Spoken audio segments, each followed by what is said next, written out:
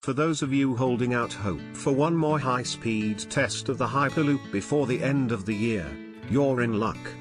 On December 15th, Virgin Hyperloop One conducted the third demonstration of its nanoscale system in the desert outside of Las Vegas, sending its magnetically levitating pod through a nearly airless tube at 240 miles per hour, 387 km/h. It was a significant increase over the team's previous record of 192 miles per hour, but far less than the Hyperloop's theoretical maximum speed of 700 miles per hour. The company believes it would need an additional 2,000 meters, 1.2 miles of track to hit that velocity. As it stands, the XP1 pod's maximum achievable speed in the current 1,620-foot dev loop test track is 250 miles per hour, less than the theoretical maximum speed of 700 miles per hour. It was a bit of good news for the company, which has just experienced a major rebranding and leadership shake-up.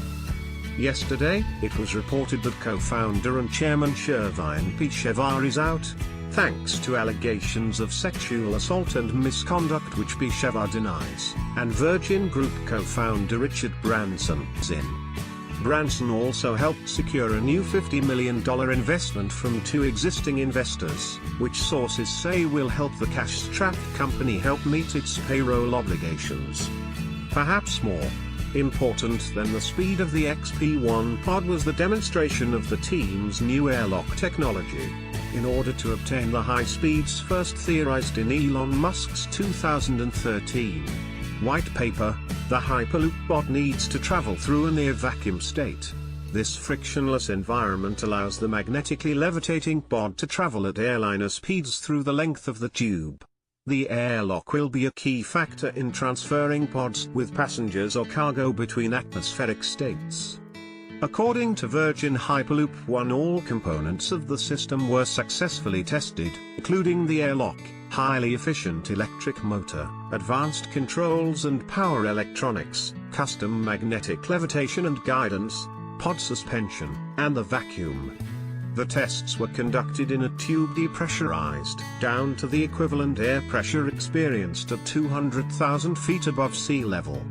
A Virgin Hyperloop One pod quickly lifts above the track using magnetic levitation and glides at airline speeds for long distances due to ultra-low aerodynamic drag.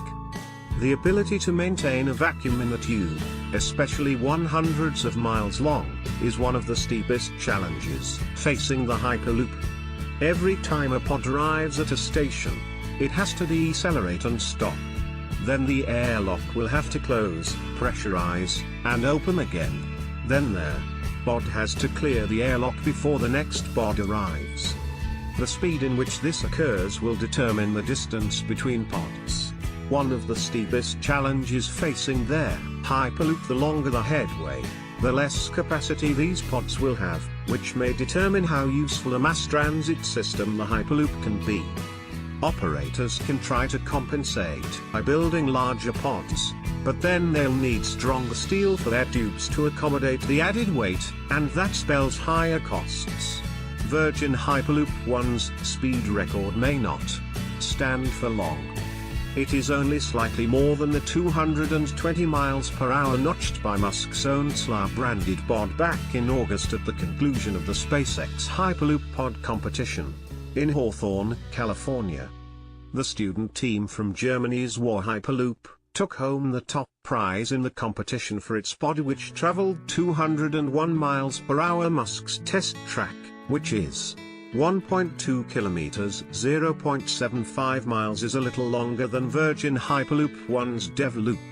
But it seems likely that whichever company builds a longer track will be the one that ultimately gets to brag